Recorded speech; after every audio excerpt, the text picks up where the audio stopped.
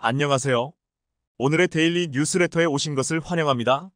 지금으로부터 4년 전 일본은 인도네시아에 호위함을 수출하는 계획을 추진했습니다. 당시 일본 요미우리 신문은 인도네시아는 일본으로부터 호위함 4척을 수입하고 기술을 받아 자국 내에서 추가로 4척을 건조하고 싶다는 바람을 일본 측에 전달했고, 양국은 이와 관련한 협의를 일본이 수출할 호위함 후보군으로는 2022년 해상자위대에 새로 투입될 30FFM 등이 거론됐습니다. 30FFM은 무인기를 사용한 기뢰 제거 등 여러 작전에 활용할 수 있는 호위함으로 수출 총액은 약 3천억엔, 약 3조 2617억 원 규모가 될 것으로 예상됐습니다. 당시 인도네시아는 이탈리아 함선 제조업체로부터도 제안을 받았고, 가격이나 자국 기업의 참여 정도 등을 검토해 일본과 이탈리아 중 어느 쪽과 계약할지 최종 결정할 것이라고 전했습니다. 당시 일본이 이렇게 인도네시아에 호위함을 수출할 수도 있다는 내용을 대대적으로 보도한, 만일 일본과의 계약이 성사되면 일본이 타국에 호위함을 수출하는 첫 사례가 되는 것이기 때문이었습니다. 일본은 인도네시아에 호위함을 판매하게 되면 자국의 방위 장비 수출에 도움이 될 것이라 여겨 한껏 기대에 부풀어 있었습니다. 그리고 4년이 지난 지금 그 결말이 나왔습니다. 인도네시아는 일본의 호위함이 아니라 한국의 중고 호위함을 도입하기로 결정했습니다. 지난 6일 로이터 통신은 다음과 같이 보도했습니다. 인도네시아 의회가 한국의 중고 호위함 기부 제안을 수용하기로 했다.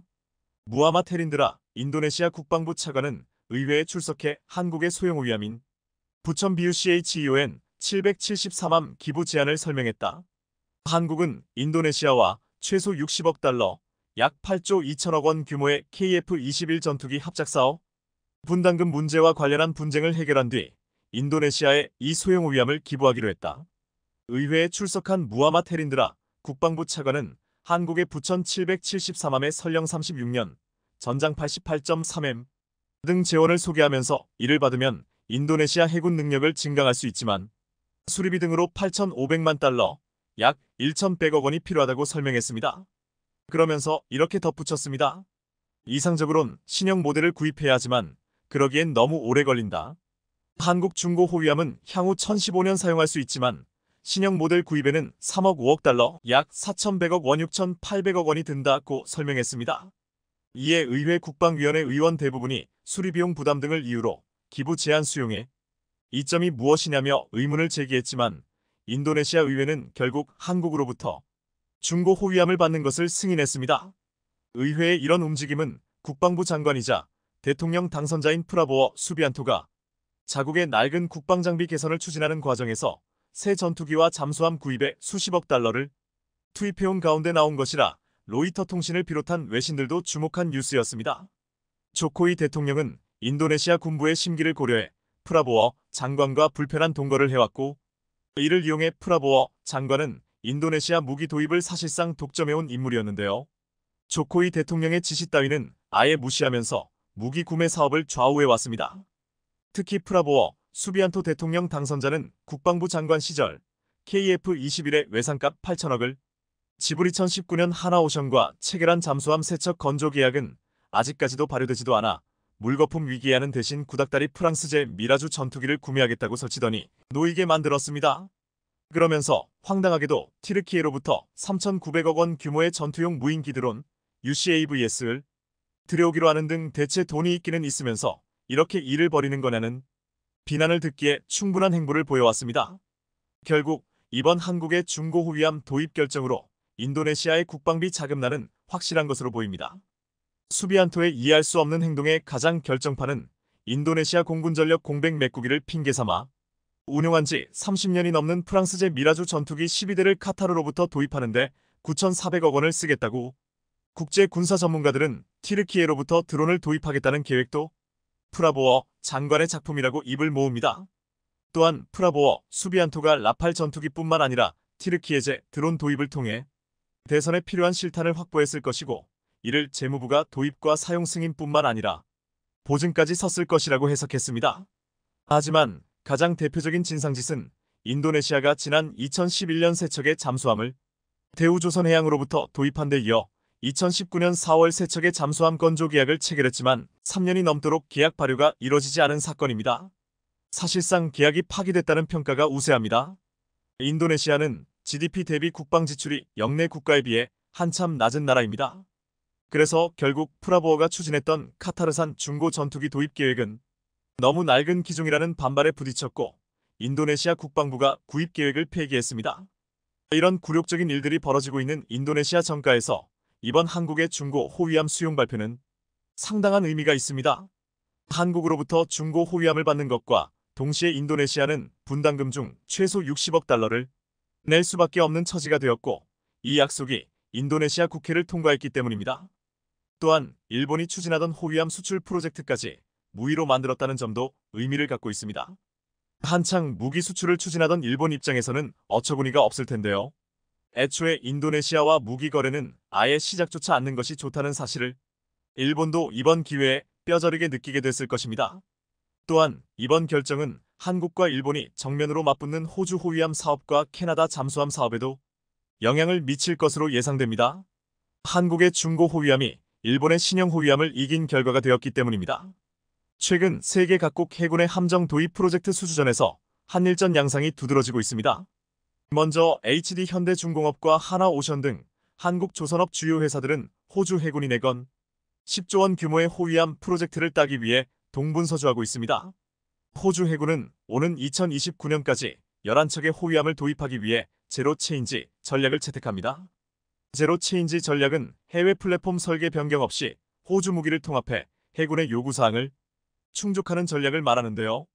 호주는 이번 호위함 도입 사업은 그동안의 관례를 깨고 총 11척 가운데 3척을 해외에서 도입하고 나머지 8척은 호주 현지에서 기술 지원을 받아 건조하겠다고 밝혔습니다.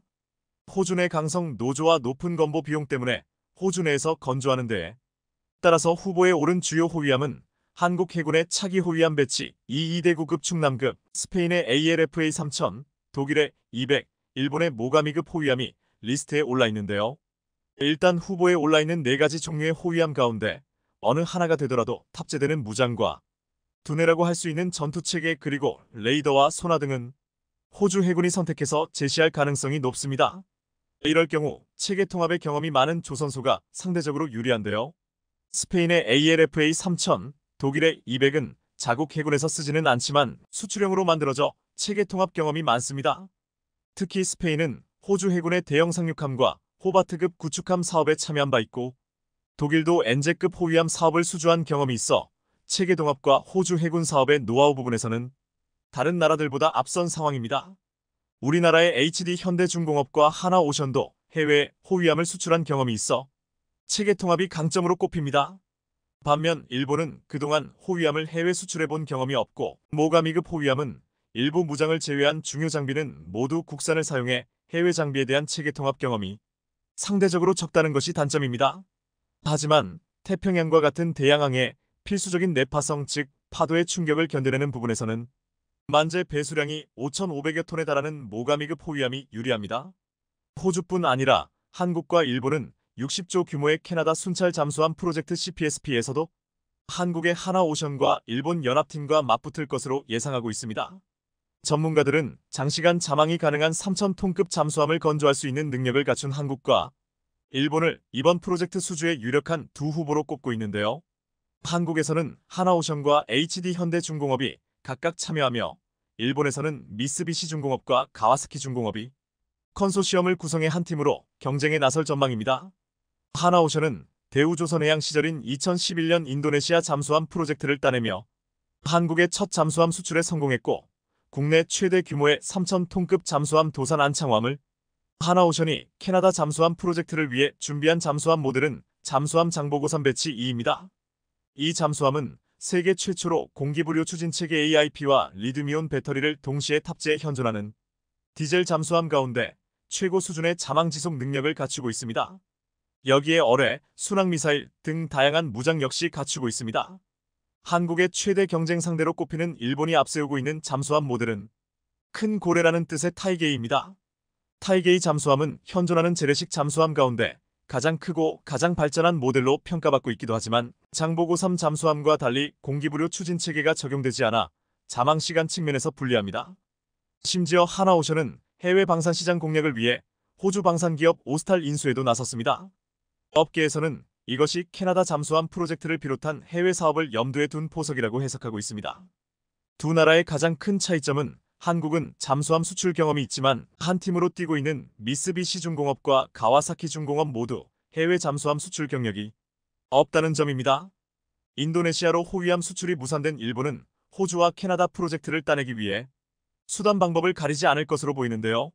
하지만 한국은 잠수함 수출 경험과 체계 통합의 이점을 살려 이번 수주전의 승자가 되기 위해 과연 호주도 캐나다도 한국과 일본 누구의 손을 들어줄지 그 결과에 따라 희비가 엇갈릴 것입니다.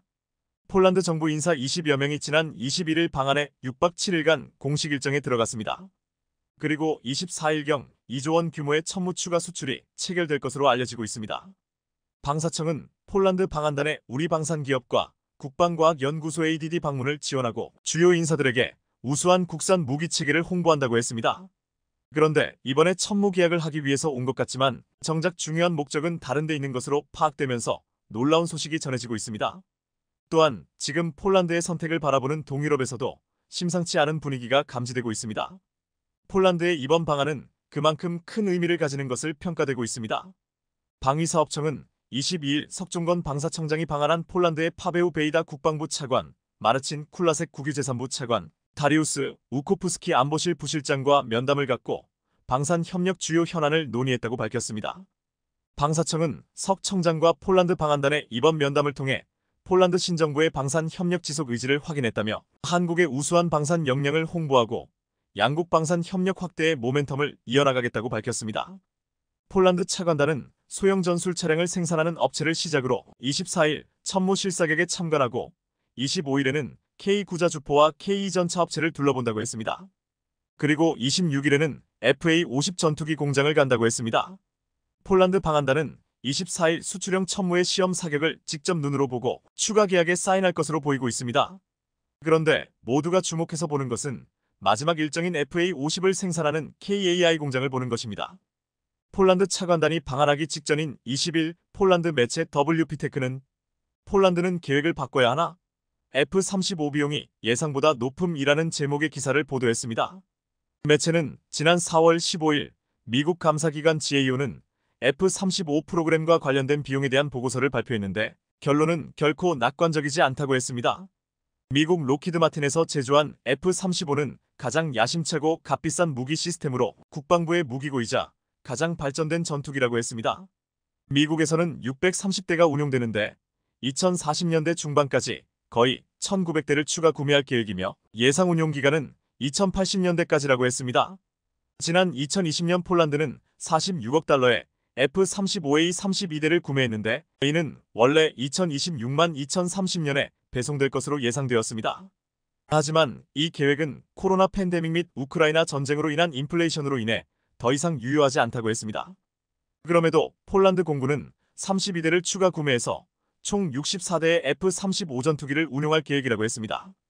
지금 먼저 구매한 32대도 언제 받을지 모르는 상황에서 32대를 더 구매한다는 것인데 지금 미국 감사기관의 발표는 폴란드에게 충격을 주고 있습니다. 처음에는 매우 높았던 F-35 구매 및 유지 비용이 시간이 지남에 따라 감소할 것으로 예상되었습니다. 하지만 GAO 보고서에 따르면 운영 비용은 계속 증가하고 있다는 것입니다. 2018년과 비교하여 2023년 미국 F-35 함대 버전 A, B, C를 유지하는 데 드는 예상 비용은 44%나 증가했습니다. 심지어 미국의 항공기 사용자는 각 항공기의 운항에 매년 할당되는 최대 금액을 늘려야 하는 지경에 이르렀다고 했습니다.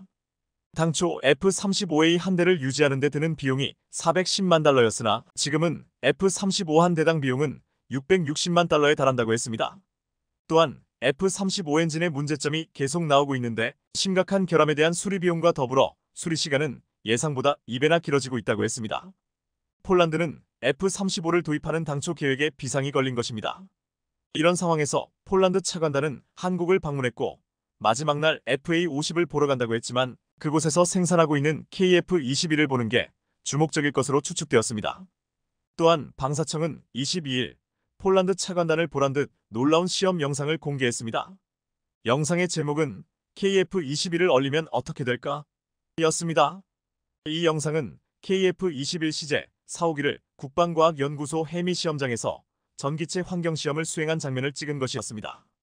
전기체 환경시험은 저온, 강우, 결빙에서 항공기가 정상적으로 작동하는지 여부를 검증하는 시험입니다. 방사청은 KF-21의 방수 및 방빙 성능 확인을 위해 지상에서 극한의 강우와 결빙 환경을 구현하여 진행했는데 결과는 성공이라고 말했습니다.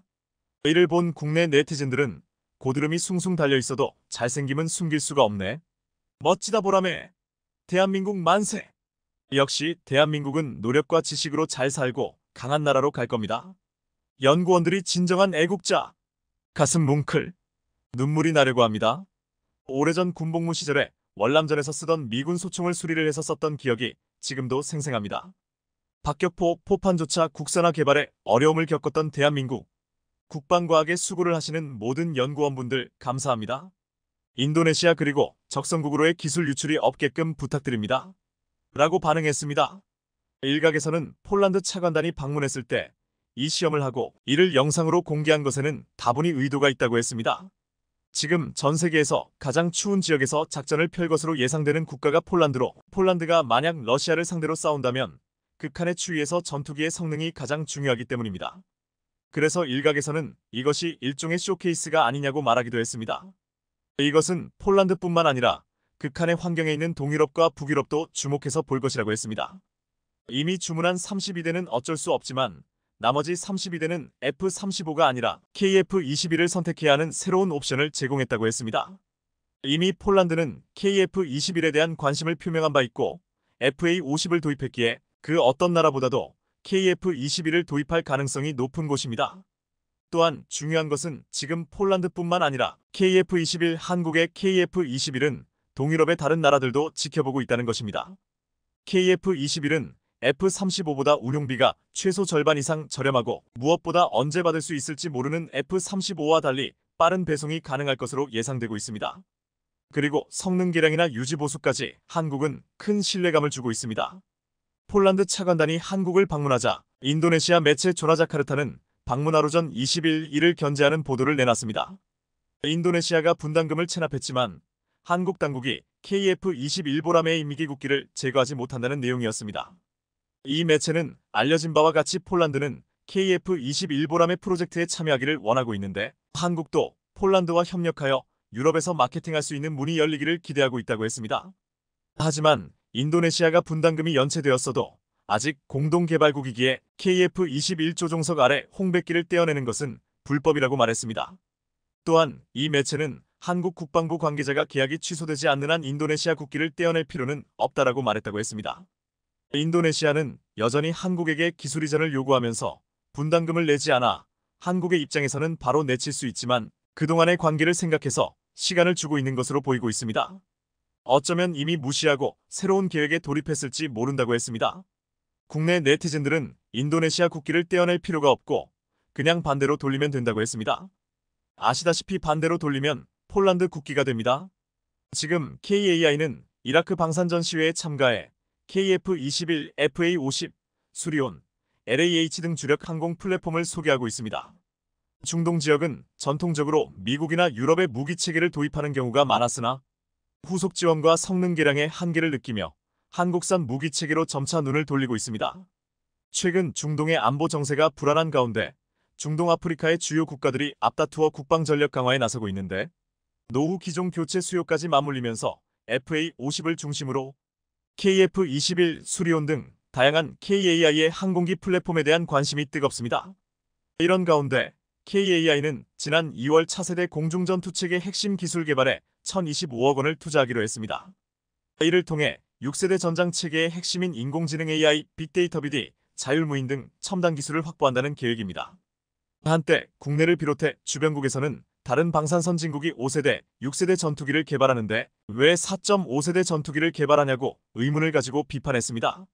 하지만 한국은 그들이 6세대를 떠들 때 4.5세대 전투기를 바로 만들어버렸고 이제 이를 개량해 5세대, 더 나아가 6세대 전투기까지 만들려는 계획을 보여주고 있습니다. 이 계획은 지금 놀라운 속도로 일어나가고 있습니다. 우크라이나 접경국인 루마니아가 K방산에 대한 관심을 높이면서 국내 방산업계가 폴란드에 이어 제2의 동유럽 수주 잭팟을 터뜨릴지 기대감이 고조되고 있습니다. 특히 최근 루마니아 현지에서 K 흑표전차 실사격 테스트를 진행한 현대로템과 K9 자주포 최종 계약을 남겨두고 있는 한화에어로스페이스 등의 시선이 쏠리고 있는데요. 루마니아 국방부 장관은 도입될 전차 물량을 300대라고 언급한 바 있어 만일 한국이 이번 수주의 최종 승자가 된다면 우리 돈약 7, 8조 원에 해당하는 계약을 체결할 것으로 전망됩니다.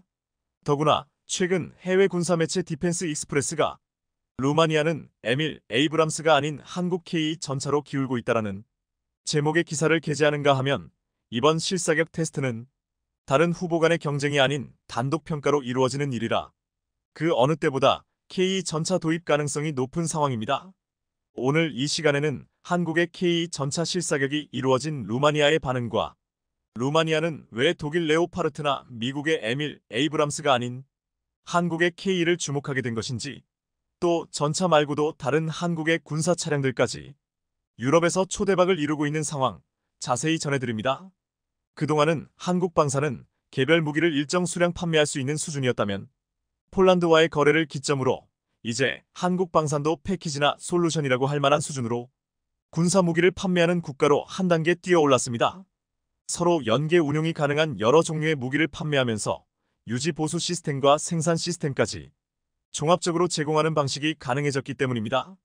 폴란드는 전차 자주포, 전투기, 다연장 로켓 장갑차 소형 전술 차량 등을 모두 채택했고 한국군이 전해주는 운용 노하우를 바탕으로 모든 무기는 유기체처럼 연계될 것입니다. 폴란드와 비슷한 고민을 품고 있던 루마니아는 폴란드의 성공을 보면서 폴란드와 같은 대열에 올라타기로 했습니다. 특히 한국이 폴란드에게 상당한 물량을 주문받고도 빠른 납기를 선보이는 것을 보면서 루마니아는 군 현대화 사업을 한국에게 맡겨도 괜찮겠다는 확신을 갖게 된 것으로 보입니다. 그럼 루마니아는 왜 프랑스나 미국의 전차를 선택하지 않고 한국의 K 전차를 유력한 후보에 올려놓은 것일까요?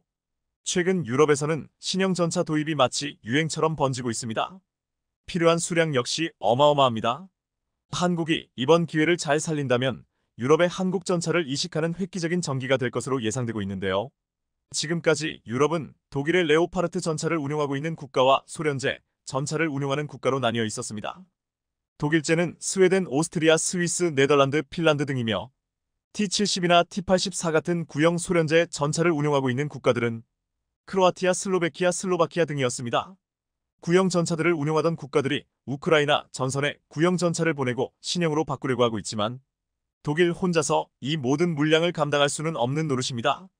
심지어 유럽은 군수 산업 붕괴로 인해 대당 단가가 천정부지로 뛰어올랐고 전체 프로그램 코스트 기준으로 K 전차는 900만 달러, 하나 262억이지만 미국의 에밀, 에이브람스 500만 달러, 독일 레오파르트 3천만 유로로 알려져 있습니다. 심지어 최근 진행된 이탈리아 계약권에는 독일 레오파르트 대당 900억이라는 미친 가격에 체결되었습니다. 아니 전차를 사는데 이런 돈을 쓰다니 무슨 전투기도 아니고. 하지만 더 심각한 문제는 따로 있었습니다. 이탈리아는 레오파르트 전차를 받아보려면 2028년까지 기다려야 합니다. 즉 초도분을 받아보려면 5년이 지나야 하고 최초 인도 후 2023년까지 9년이 지나야 전체 물량을 인도받을 수 있다는 사실입니다. 그럼 엄청난 수량을 보내줘야 하나 보다 하겠지만 고작 132대를 계약한 건데 9년이 지나야 전체 물량을 받을 수 있는 겁니다. 그런데 한국과 계약을 한다면 언제 받아볼 수 있을까요? 한국은 K 전차 180대를 계약 후 3년 만인 2025년 안에 마무리할 수 있습니다. 독일은 계약 후 12년이나 걸립니다. 솔직히 독일은 그보다 더 걸릴 수도 있습니다. 헝가리는 2018년 계약을 체결한 후 2020년에 첫 전차를 인도받기로 했는데 처음에는 2년이라고 해놓고 6년째 되는 해에 인도받았습니다. 이러니 유럽 국가들이 한국의 방산 무기를 찾고 있는 겁니다. 하지만 유럽의 상황이 이렇다는 것을 인정하지 않고 프랑스 등 유럽 국가들은 한국의 독주를 그냥 놔둘 수 없다며 이제부터는 유럽 내에서 방산 무기를 구매하라고 노골적으로 견제하고 있습니다. 특히 프랑스는 루마니아가 한국의 K를 선택할 기미를 보이자 열받아 하면서 노골적으로 한국 방산 업체들을 견제하고 있습니다. 미국도 자주포 정도는 한국이 수주하도록 내어줘도 적어도 전차에 있어서만큼은 루마니아가 미국의 에밀, 에이브람스 전차를 선택할 것으로 예상했는데 최근 루마니아가 한국에 급격한 관심을 보이자 바이든 미 대통령은 다급하게 루마니아의 정상을 만나고 싶어 했습니다. 겉으로는 새로운 우크라이나 지원안을 통과시키면서 인접국인 루마니아의 수장을 만난 것이지만 미국이 전차 사업의 주도권을 되찾아오기 위해 루마니아 대통령을 부른 게 아니냐는 예상까지 나오고 있는 실정입니다. 하지만 한국에게도 비장의 수는 남아 있었습니다. 바로 K2 실사격 테스트입니다. 한국 무기들이 몇 년 전부터 보여주고 있는 공통된 특징이 하나 있는데 그건 바로 실전 테스트에 매우 강하다는 것입니다. 이미 노르웨이에서 한국 무기들은 실전 기동이나 실사격을 할 때마다 강렬한 인상을 남기고 있습니다. 또한 직접 운용하는 병사들이 한국 무기를 직접 운용해보고는 침이 마르도록 칭찬하는 것은 덤이었습니다. 그래서 한국은 이번에도 루마니아에서 K 전차 실사격 테스트를 진행했습니다. 이번 수주전의 쐐기를 받기 위해서입니다. 현대로템이 루마니아 현지에서 시행한 실사격 테스트에는 현대로템 실무자들과 두 나라 군 관계자들이 모두 참관했고 만족스러운 평가를 받았다고 알려져 있는데요. 일반적으로 실사격은 계약 체결 직전 마지막 절차로 인식되는 만큼 이 테스트만 잘 해내면 계약서로 직행이라 봐도 무방합니다. 더구나 K 전차의 특출난 기동성과 사격 성능은 이미 최근 폴란드에서 진행된 나토 합동 실사격 훈련에서 보여준 바 있습니다. 한국의 K 전차는 미국과 독일 전차가 모두 애를 먹던 산악지형과 라스푸티차를 우습게 건너다니는 기동성으로 모두에게 강렬한 인상을 새겨줬던 것입니다. 심지어 루마니아 전차 수주전이 코앞인 상황에서 충격적인 소식까지 들려왔습니다. 미국의 주력 전차 에밀 에이브람스가 우크라이나 전선에서 전면 철수를 결정했다는 충격적인 소식이었습니다. 최근 미국 주간지 뉴스위크는 에밀 에이브람스 전차가 우크라이나 실전 테스트에서 낙제했다는 기사를 보도했는데요. 지난 2023년 1월부터 현재까지 우크라이나에 보내진 31대의 에밀 에이브람스 전차 중 무려 5대가 러시아군의 공격으로 격파되었다는 것입니다. 대당 가격이 1,000만 달러에 달하는 에이브람스 전차가 대당 수백 달러에 불과한 러시아의 드론 공격에 너무나 쉽게 희생당하고 있는 상황이 닥치자 결국 미국과 우크라이나군은 남은 에밀 에이브람스 전차들을 전부 후방으로 철수시키고 전차 운용을 위한 전술 재검토에 들어가기로 결정했습니다. 몇몇 미국 군사 전문가들은 우크라이나군의 무리한 전차 운용으로 인해 에밀 전차가 장점을 살리지 못하고 격파당했다고 분석하며 전차 자체에는 문제가 없다고 주장하고 있지만 급변하는 현대 전장 환경 속에서 에밀 에이브람스가 적응하지 못하고 뒤처진 무기라는 사실을 받아들여야 한다는 의견도 제기되고 있습니다. 미국의 군사력을 상징하는 주력 전차 에밀 에이브람스의 강점은 최강의 공격력과 최강의 방어력을 동시에 갖추었다는 점입니다. 현존하는 포탄 중 가장 강력한 관통력을 가지고 있는 터라 우라늄탄과 기존 장갑제 2배 이상 방어력을 가지고 있는 열화우라늄 장갑제가 적용된 에밀 전차는 최강의 창과 최강의 방패를 양손에 든 모순적인 전차라고 할 수 있습니다. 하지만 에밀 전차는 70톤의 근접한 무게를 가지게 되었는데요.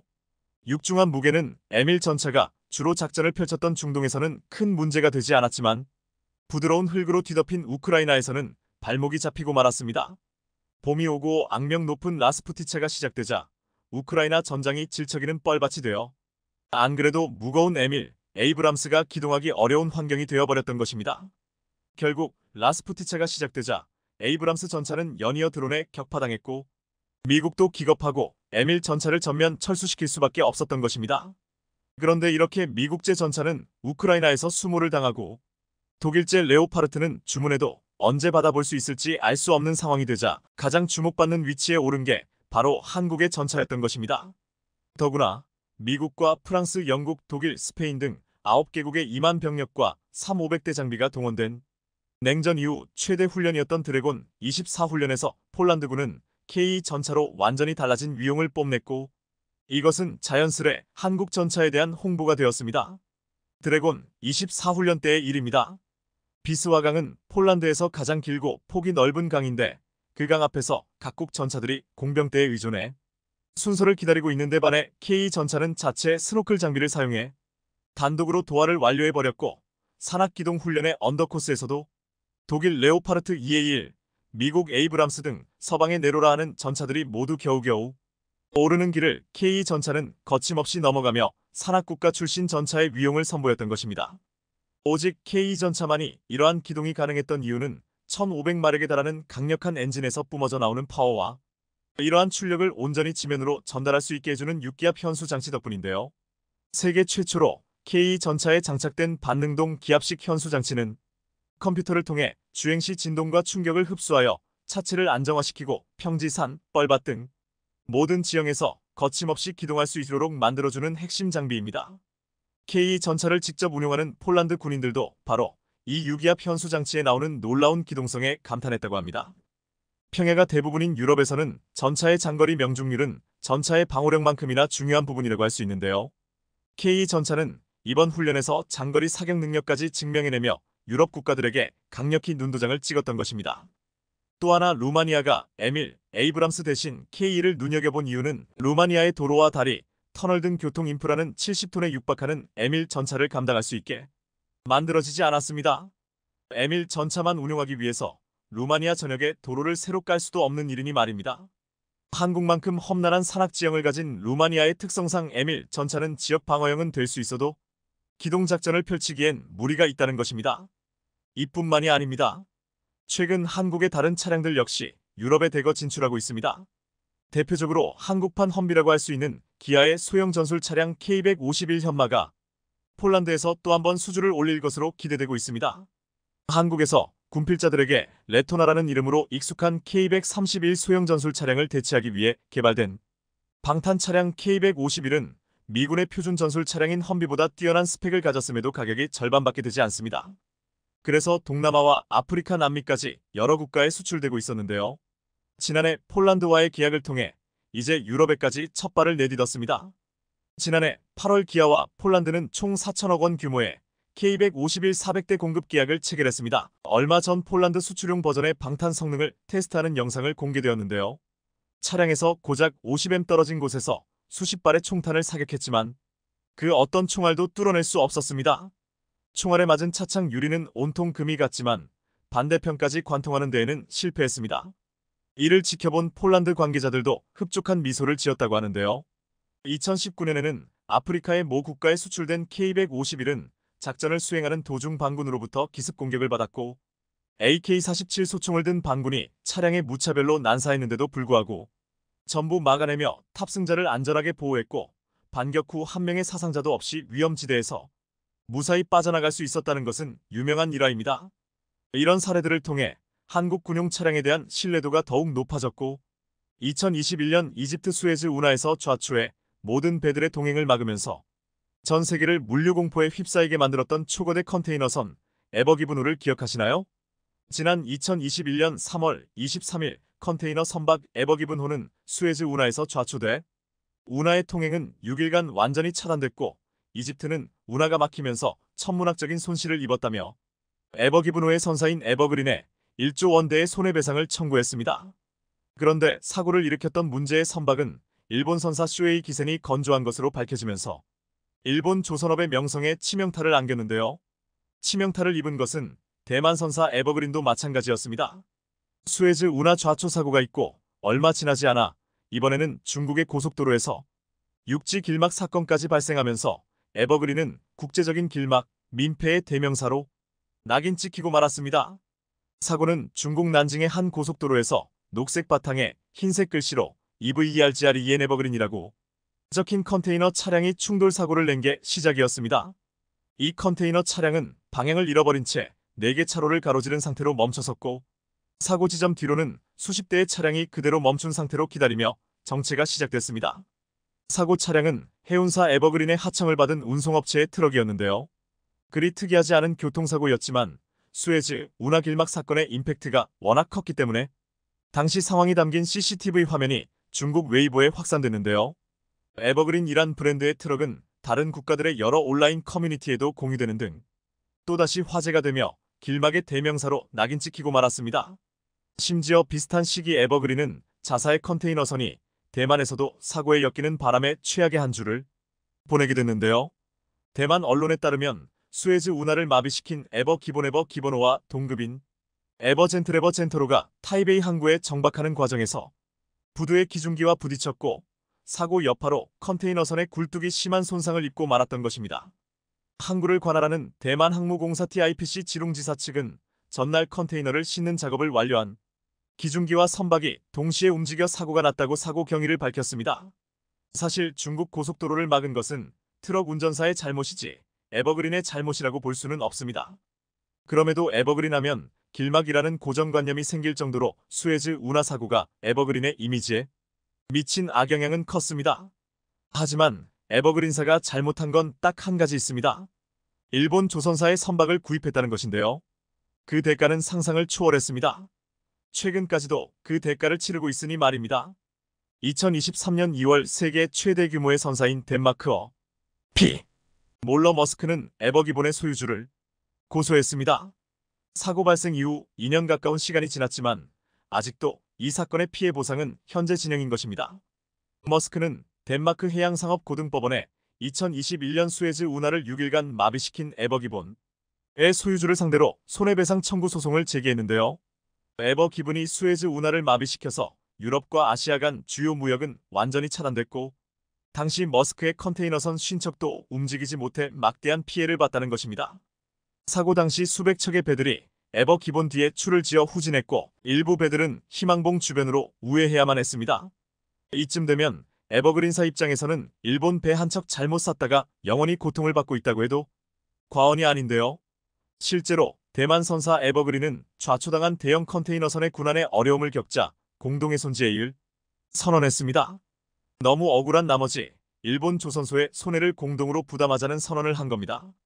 공동훼손은 해난 사고를 당한 선박과 화물이 공동으로 피해 금액을 분담하는 제도를 말합니다. 이후에도 에버그린의 시련은 끝나지 않고 있는데요. 1년 전 에버그린의 12,000T 유급 컨테이너선 에버포워드는 미국 동부 지역 불티모어항 시거트머린 터미널을 출발한 뒤 같은 날 저녁 체서피크만 해상에서 좌초했습니다. 사고가 난 해역의 수심은 8m에 불과했는데요. 이 정도 수심에서 어떠한 이유로 좌초됐는지 의문입니다. 미국 해안경비대는 이번 사고로 선체 손상이나 선원과 화물 피해는 없다고 확인했고 기를 유출이나 해양 오염도 발견되지 않았습니다. 다만 선박 인양이 난항을 겪고 있다는 점이 문제였습니다. 에버그린은 미국 해양군안회사 돈 존 스미트를 기용했고 해양군안회사는 배 주변을 준설한 뒤 밀물 시간을 기다려 이틀간 배를 진흙바닥에서 건져내려고 시도했지만 모두 실패로 돌아가고 말았습니다. 결국 다음 만조 시기까지 기다려야 했고 세 번째 시도 끝에 좌초된 지 한 달 만에야 겨우겨우 구조됐는데요. 세 번째 시도에서는 무게를 가볍게 하기 위해 선박에 실려있던 5영여 개의 컨테이너 중 500개를 내리고 주변 해저를 13.1m까지 준설하는 작업을 진행해야 했습니다. 이처럼 계속 문제를 일으키자 대만 선사 에버그린은 두 손 두 발 다 들고 1년 전 이집트 수에즈 운하에서 좌초된 에버기본 호처럼 에버포워드에 대해서도 공동훼손 제의를 선언했습니다. 앞서 에버그린은 자사의 배가 수에즈 운하 차단으로 막대한 물류 피해가 발생하자 선주사인 일본 쇼에이 기센에게 공동훼손을 선언한 바 있습니다. 그리고 일본 조선사에 질려버린 대만 해운사 에버그린은 이제 일본을 완전히 손절하고 한국의 초대형 일감을 맡기기 시작했습니다. 실제로 기존의 상당수의 발주 물량을 일본에 맡겼던 에버그린은 이제 대부분의 물량을 한국에 넘기며 일본과 중국이 큰 충격에 빠졌습니다. 삼성중공업이 세계 6위 컨테이너 선사 대만 에버그린으로부터 일감을 대거 따냈습니다. 3일 업계에 따르면 삼성중공업은 에버그린으로부터 16,000T 유급 컨테이너선 24척에 건조 일감 대부분을 확보했다고 밝혔습니다. 금액으로 보자면 4조 원 규모로 단일 계약으로는 역대 최대 규모입니다. 삼성중공업은 아시아 지역 선주사로부터 16,000T 유급 메탄올 추진 컨테이너선 선가는 척당 1억 7,500만 달러, 하나로 약 2,300억 원 수준으로 4조 원 규모입니다. 신조선은 메탄올 이중 연료 추진 컨테이너선으로 2026년과 2027년에 인도될 예정입니다. 그런데 이번에 주목할 점은 대만 에버그린이 기존에는 일본에게 대부분의 물량을 맡겼었고 저렴하게 주문할 선박은 중국에게 맡겼었는데 이제는 가장 우선순위로 한국에 맡긴다는 점입니다. 에버그린은 올 초 16,000T 유급 이중연료 컨테이너선 입찰을 시작했습니다. 삼성중공업을 비롯해 하나오션, HD현대중공업에 입찰 참여를 요청했습니다. 일본 니온조선소와 대만국제조선공사 CSBC, 중국 다렌조선 DSIC, 강남조선소, 후동중화도선, 양쯔장조선도 참여했습니다. 이후 삼성중공업과 일본 니온조선소가 최종 후보로 압축됐습니다. 어쨌든 대만과 중국과의 관계가 굉장히 민감한 상황이니 중국이 아무리 단가를 낮춰도 중국에는 물량을 절대 줄 수 없다는 입장을 나타낸 것입니다. 결국 최대 물량을 삼성중공업이 따내면서 주인공이 됐는데요. 이번 수주 덕분에 중국과 일본의 충격이 이만저만이 아닙니다. 삼성중공업 대거 수주 배경에는 과거 에버그린으로부터의 수주 이력이 바탕이 됐습니다. 수에즈 운하 사태 이후로 일본 조선소의 발주 물량을 점점 줄이던 에버그린은 지난 2019년에 삼성중공업에 23,000T 2호급 컨테이너선 6척을 발주했습니다. 당시 척당 1,831억 원 수준으로 총 수주가는 1조 1,000억 원에 달하며 크게 주목을 받았는데요. 이어 2021년에는 동사로부터 15,000T 2호급 컨테이너선 20척 건조 주문을 받으며 본격적으로 한국의 독주체제의 쐐기를 찍었습니다. 대만 에버그린도 모든 물량을 삼성에 맡기고 싶었지만 이번에 발주한 물량이 단일 조선소가 수주하기에는 너무 많은 물량이라 어쩔 수 없이 일부 물량을 일본의 니온 시바드에게 줄 수밖에 없었습니다. 상황이 이렇자 또다시 무슨 문제가 생길까봐 크게 걱정하고 있을 것 같은데요. 어찌됐든 이제 이번에 발주 물량의 대부분을 한국의 삼성중공업이 가져오면서 향후 추가 수주도 기대됩니다. 에버그린과 양밍해운이 1,503,000T 2호급 메탄올 이중 연료 추진 컨테이너선 최대 20척 발주를 검토하고 있기 때문입니다. 한편 최근 미국도 중국 견제를 위해 한국의 선박 건조를 주문해야 한다는 이야기가 나오고 있을 만큼 한국의 선박 건조 기술은 인정할 수밖에 없는 상황인데요. 미국 내에서 한국 조선산업 기술력에 대한 평가는 매우 좋습니다. 실제로 미 해군의 선박을 담당하는 총사령관이 몇 달 전 한국을 방문해 조선소들을 둘러보면서 화제를 모으기도 했습니다. 이렇듯 국내 조선업계가 전 세계의 기술력을 뽐내고 있는 와중에 이번에 삼성중공업이 메탄올 추진 컨테이너선을 대거 수주하며 고부가 가치 친환경 수주 선박에서도 존재감을 뽐내고 있습니다. 메탄올 추진 컨테이너선은 전 세계 주요 선사들이 주목하는 대체 연료 선박입니다. 19일 클락스 리서치에 따르면 전 세계에서 지금껏 발주된 메탄올 추진 컨테이너선은 총 109척으로 이 가운데 국내 조선사들이 수주한 선박은 절반을 넘는 61척 56%에 이릅니다. 가장 많은 메탄올 추진 컨테이너선을 수주한 곳은 43척의 수주 성과를 올린 HD한국 조선해양입니다. 세계 최대 해운사인 머스크가 HD한국 조선해양의 메탄올 추진 컨테이너선을 대거 발주한 덕분입니다. 머스크는 2021년 6월 현대미포 조선에 발주한 메탄올 추진 컨테이너선을 최근 인도받았습니다. 나머지 선박도 2025년 하반기까지 순차적으로 인도받을 예정입니다. 그런데 이번에 삼성중공업이 대만 에버그린과 16,000T 2호급 메탄올 추진 컨테이너선 16척을 따내는 초대형 계약으로 한국 조선사의 독주가 지속되고 있습니다. 삼성중공업의 수주 계약 체결로 메탄올 추진 컨테이너선에서 국내 조선사들은 중국을 앞질렀습니다. 현재 중국 조선사들이 수주한 메탄올 추진 컨테이너선은 48척입니다. 당초 대만 선사 에버그린은 중국 조선소도 후보군에 올렸지만 정치-경제적 이유 등으로 한국과 대부분의 물량 계약을 체결했습니다. 이처럼 글로벌 조선업계의 메탄올 추진 컨테이너선이 주목받는 이유는 국제해사기구 IMO의 해양환경보호위원회 MPC에서 기존 탄소 배출 감축 목표를 강화하고 있기 때문입니다. 최근 발표에 따르면 2050년까지 탄소 배출량 대비 2008년의 절반으로 감축하겠다는 목표를 제시했습니다. 환경 규제가 강화됨에 따라 대형 해운사를 중심으로 친환경 에너지원을 사용하는 선박으로 전환을 꾀하고 있으며 그중 하나가 메탄올입니다. 현재 친환경 선박 현황을 보면 LNG가 가장 많지만 그린 메탄올의 경우 LNG보다 탄소 배출량이 적어 미래 선박으로 급부상하고 있습니다. 특히 그린 메탄올은 신재생 에너지원 풍력 태양광 발전 등을 통해 수전에 청정수소 그린 수소를 생산하고 육해상 여러 산업군의 배출가스로부터 포집된 이산화탄소와 합성해 만듭니다. 배출한 탄소를 그대로 연료로 사용하기 때문에 결과적으로 탄소제로 실현이 가능합니다. 머스크도 기존 산업용 메탄올이 아니라 그린 메탄올을 선박 연료로 사용하겠다는 계획을 세웠습니다. 그린 메탄올은 황산화물 100%, 질소산화물 80% 등 탄소 저감 효과가 최대 95%에 달하는 친환경 선박 연료입니다. 업계 관계자는 메탄올은 LNG보다 탄소 배출량이 적고 바다에 유출되더라도 물에 빠르게 녹아 해양 오염을 일으키지 않는다는 장점이 있다며 국제사회의 강화된 해상 환경 규제로 글로벌 선사를 사이에서 메탄올 추진 컨테이너선 수요가 높은 이유라고 설명했습니다. 현재 세계 조선업 역시 초격차 기술력의 전장이 되고 있습니다. 수주 실적에서는 한국이 여전히 세계 1위지만 중국의 맹추격을 받고 있는데요. 지금까지는 기술력에서 비교가 안 될 정도의 우위를 보였지만 중국이 많이 따라왔고 더욱이 미국, 독일 등 전통의 강자들도 디지털로 재무장해 다시 패권을 노리고 있습니다. 그래서 한국이 친환경 LNG선, 미래형 선박 개발에 사활을 걸고 있는 것입니다.